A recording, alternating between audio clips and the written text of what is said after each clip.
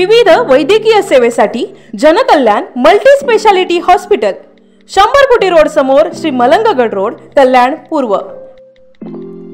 Hospital vacancy receptionist nursing ward boy and ward मावशी। Contact administrative manager 7420006300। हृदय सम्राट बाळासाहेब ठाकरे यांचा सगळ्या मलंग गडावर आलेल्या मलंग भक्तांचं मी मनापासून स्वागत करतो। दरवर्षीप्रमाणे ही यात्रा आज उत्साहामध्ये आपण सुरू ठेवलेली आहे।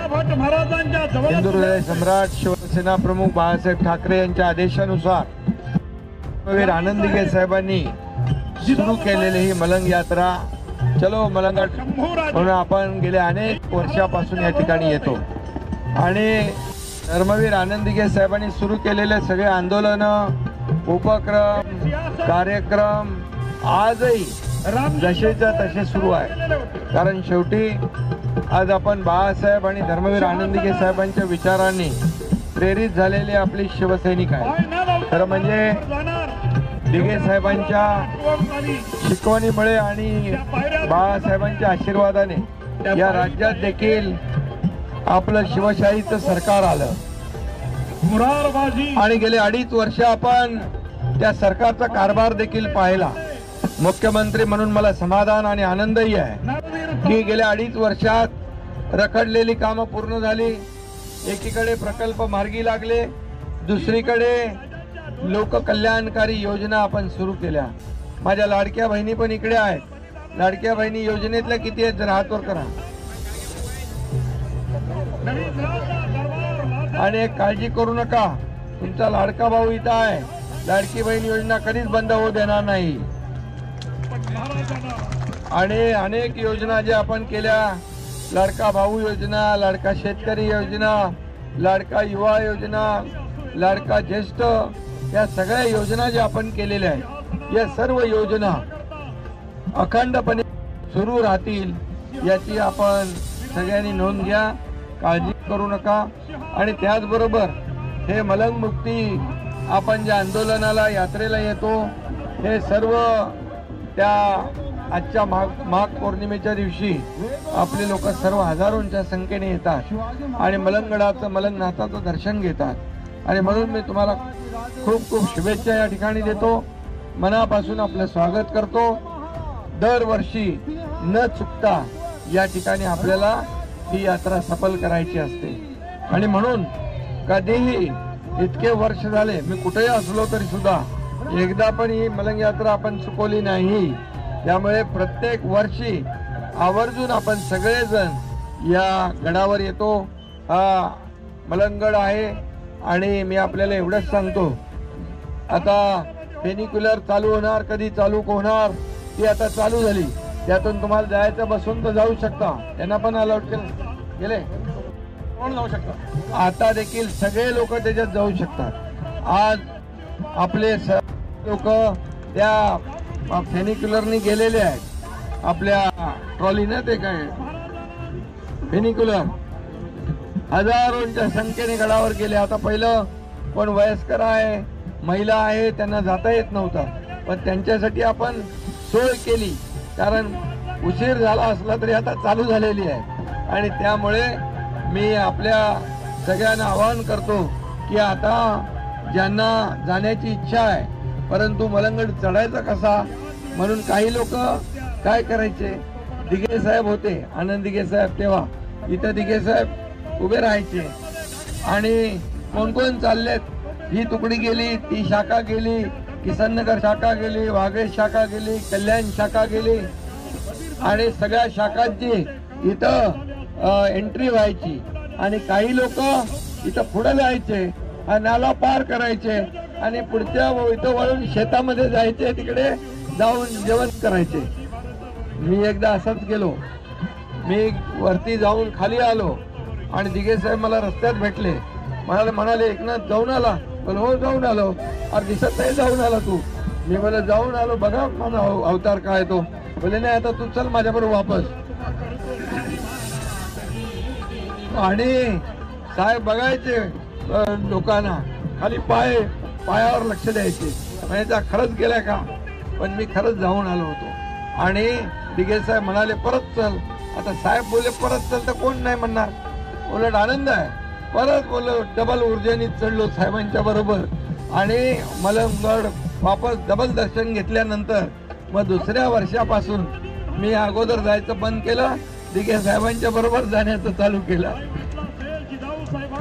आणि मला आठवत आहे खास डोली बाजा यायचं, मुंबईवरून पोरं यायचे, ठाण्यावरून पोरं यायचे, कल्याणमधून पोरं यायचे आणि दिघे साहेबांच्या पुढं ते ढोल वाजवत, नाशिक ढोल वाजवत दिघे साहेब त्या ह्याच्यामध्ये त्यांच्या आपल्या जोशमध्ये साहेब न थकता न थांबता मलंगगडावर जायचे. आपण सगळे त्यांच्याबरोबर असायचो. ती आठवण देखील आजही माझ्या मनामध्ये आहे. आणि म्हणून मी आपल्याला एवढंच सांगतो की आता फेनिक्युलरची व्यवस्था झालेली आहे, सगळ्यांनी मलंगनाथाचं दर्शन घेणं गरजेचं आहे. हे आपला मलंग बाबा आहे, मलंगनाथ आहे, मलंग आपले नवनाथ स्वामींचे स्थान आहे, नवनाथाचं स्थान आहे, मलंगनाथाचं मच्छिंद्रनाथाचं स्थान आहे. आणि जसं आता दुर्गाडी किल्ल्याचं कोर्टातून निकाल मिळाला तसंच आपल्याला मलंगगडासाठी देखील कोर्टाचा निकाल मिळेल. आणि या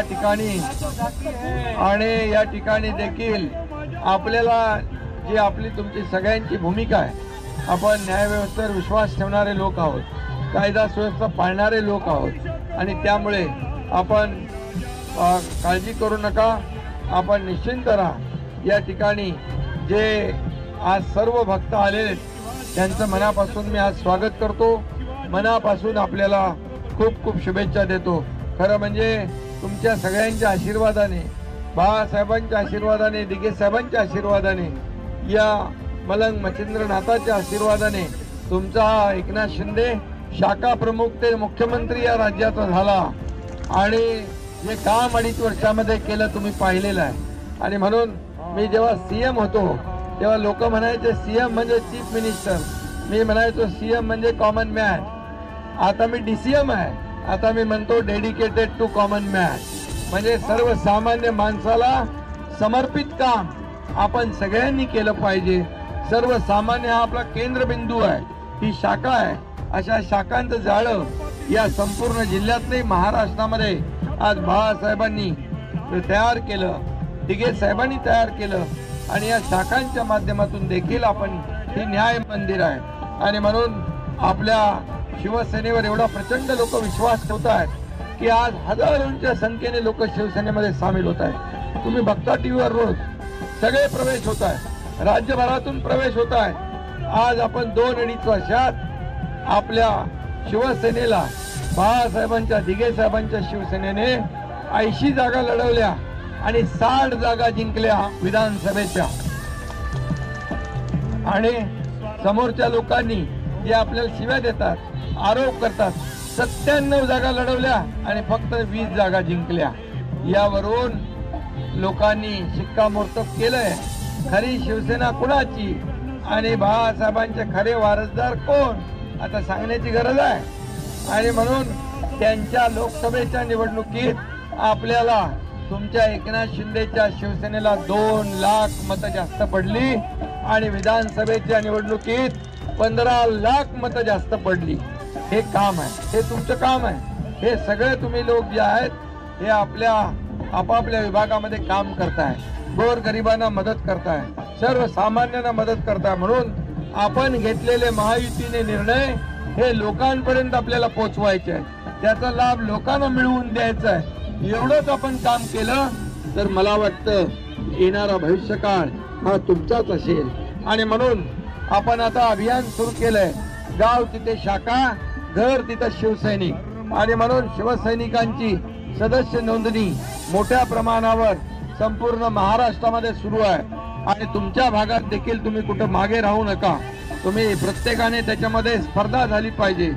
मी किती सदस्य नोंदवतोय, शिवसैनिक, गाव तिथे घर, घर तिथे शिवसेना, ही आपली भूमिका आहे, हे आपलं अभियान आहे. आणि म्हणून आज मी पुन्हा एकदा आपल्या सगळ्यांना मनापासून खूप खूप शुभेच्छा देतो. मी आता मला तिकडे हेलिकॉप्टरने जायचो त्यावेळी मला थोडं वाटायचं अरे आपले लोक चालत जातात, आणि मी हेलिकॉप्टरने चाललोय, पण वेळ अभावी मला ते करायला लागायचं. पण आता तुमच्यासाठी खास हे फेनिक्युलर व्यवस्था केली आणि आज सगळ्यांना त्याच्याने जाण्याची संधी देखील या ठिकाणी उपलब्ध करून दिलेली आहे. त्यामुळे आता चालत जाण्याचा काय त्रास तुम्हाला नाही आहे.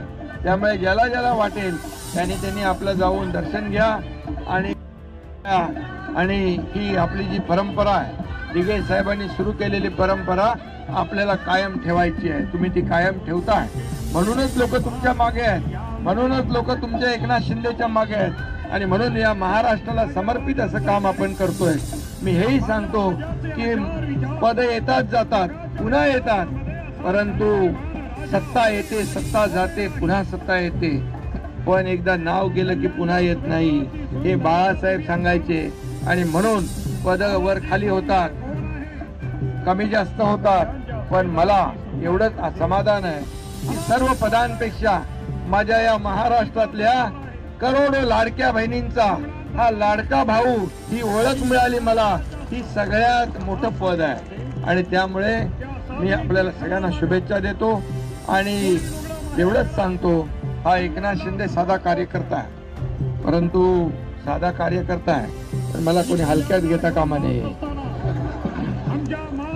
बाळासाहेबांचा कार्यकर्ता आहे मी, आनंद दिघे साहेबांचा कार्यकर्ता आहे.